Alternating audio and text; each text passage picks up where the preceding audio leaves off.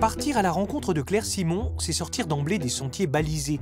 Réalisatrice de fiction, mais aussi de documentaire, il y a chez cette femme quelque chose qu'on retrouve dans le cinéma d'Agnès Varda et de Chantal Akerman, le même goût du partage, un cinéma de la générosité. La rumeur de la ville s'éloigne. On y croit. On y est. C'est une illusion vraie. Le paradis retrouvé, qui sait? Cette fois, elle plante sa caméra dans le bois de Vincennes, lieu de rêverie, promenoir pour les fantômes, poumon pour citadins et refuge contre la dérive d'un monde virtuel. Que peut-on espérer ici plus qu'ailleurs? Claire Simon donne à sa mise en scène l'image et le mouvement d'une liberté trop rare, un régal. Claire Simon, je suis l'homme de la pluie. Vous êtes la femme du beau temps parce qu'il fait beau sous nos parapluies, on n'a qu'à se dire ça. Justement, comment vous avez travaillé avec ces conditions climatiques? Est-ce qu'elles rythment votre récit? Ce qui amène forcément une autre question. Combien de temps vous avez tourné, Claire Simon? J'ai tourné tout au long d'une année et bien sûr, ce qui m'intéressait, c'était grâce à ça de pouvoir filmer la nuit, le jour, quand il fait beau, quand il fait pas beau, etc. C'est ça qui me plaisait. Ma fille, elle kiffe que je vis dans le bois. C'est vrai? Elle trouve ça génial. Mais elle a une mentalité comme ça aussi. Ma mère, dès qu'elle va pouvoir, elle va monter un week-end avec elle. Elle a quel âge? Elle a 12 ans. Chacun invente un bois. Invente le bois de ses rêveries. Se promener dans la nature, c'est quand même quelque chose qui est censé nous appartenir à tous, quoi. Et surtout les gens qui viennent de loin, de plein d'endroits de la France, qui viennent travailler à Paris ou qui viennent d'autres pays, etc. Ils ont l'impression ici qu'il faut un petit raccord avec leur nature d'origine, avec leur pays d'origine. J'emmenais tout le monde à faire découvrir ce bois comme si c'est mon coin à moi, alors que non, le seul coin à moi, c'était au Cambodge, mais j'ai un repère par rapport à la forêt.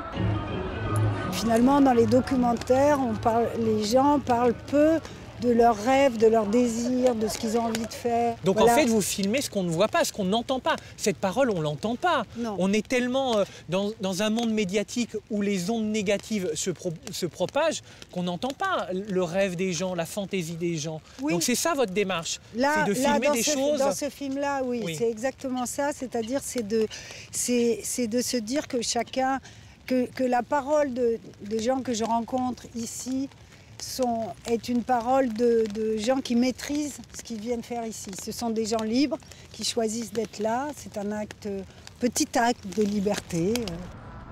C'est un plan d'eau difficile à pêcher, mais... Pourquoi? Je pense que les poissons sont très combatifs. Ah bon? Et c'est ce qui est intéressant. C'est des poissons vraiment sauvages.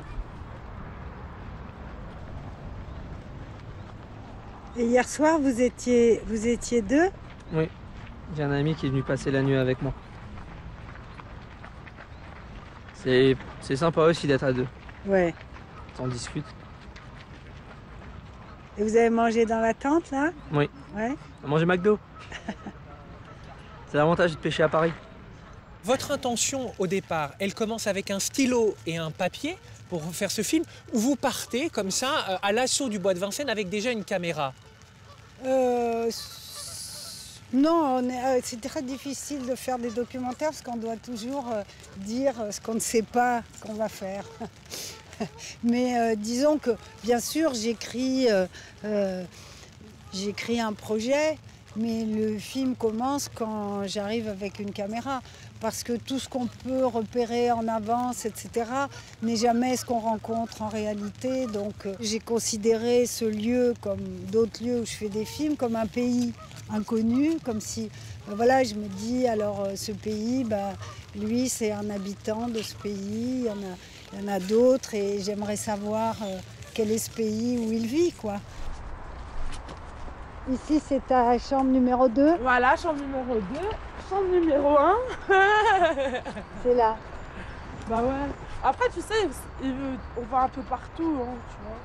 Mais tu t'installes par terre ou tu mets... Non, c'est debout. Tout debout? Ouais, c'est tout debout. En levrette. Tu peux pas faire allonger. Il y en a du monde. Hein, mais... Qu'est-ce qui est essentiel dans votre mise en scène? Même si je filme quelqu'un qui me parle, il faut que ça soit une scène. C'est-à-dire? Je voulais que chaque personne parle à partir de son expérience du bois. C'était important que chaque endroit où je filmais quelqu'un, on comprenne le rapport de cette personne à ce lieu. 2. Un jour, on a rencontré ce monsieur qui fait du sport avec de l'haltérophilie avec des troncs. Mais la première chose qu'on a vue, c'est qu'il balayait le sentier. Je suis bien. Puis bon, bah c'est... Parce que là, c'est mon univers, mon petit univers, mon petit paradis. C'est ici que je suis en communication avec tout ce qui est sain. Vous êtes attentif quand vous repérez cette dramaturgie à l'organisation du cadre, à savoir oui, comment. Qui cadre. Ça vous donne l'assurance de quoi, de cadrer? Bah, c'est moi le chef, hein. Ouais. Quand on est une fille, c'est important. Très bien. C'est moi le premier spectateur, c'est moi qui quand on cadre, on est dans le noir, au fond de l'œilleton. Mais votre deuxième œil n'est pas ouvert pour regarder justement comment se déroule cette dramaturgie et ce qu'il y a hors champ que vous pourriez ramener. Mais il faut déjà bien dessiner ce qui est dans le champ. D'accord. Oui. Est-ce que vous diriez que vos cadres de documentaire se rapprochent aussi de vos cadres de fiction ou ils sont totalement différents? Non, ce qui change là précisément dans le film sur le bois, c'est que les gens me parlent, donc ils regardent la caméra, autour de la caméra, ce qui n'arrive pas en fiction, quoi. Il y a un espèce d'être invisible qui parle, qui est celle qui tient la caméra et qui est moi. Cette cabane, ça fait longtemps que je l'ai repérée. Aujourd'hui, enfin, je rencontre Philippe. Oui, c'est vrai, j'aime ma solitude. Même que parfois, elle est douloureuse. Ouais. C'est vrai. Parfois, ces derniers temps, oui, elle est douloureuse. On voit les choses noires et on n'a personne à qui parler. Ces derniers temps, je dors. C'est ce que je fais, c'est dormir. Je dors 2-3 jours d'affilée. Là, ça fait 2 jours que je dormais. Cheminer avec une caméra, c'est penser, oui, ça c'est sûr. Et que chaque jour et chaque tournage est un moment de plus où on avance et au début on n'ose pas toujours s'approcher suffisamment. Puis peu à peu on comprend de mieux en mieux quel est le film qui est en train de se dessiner.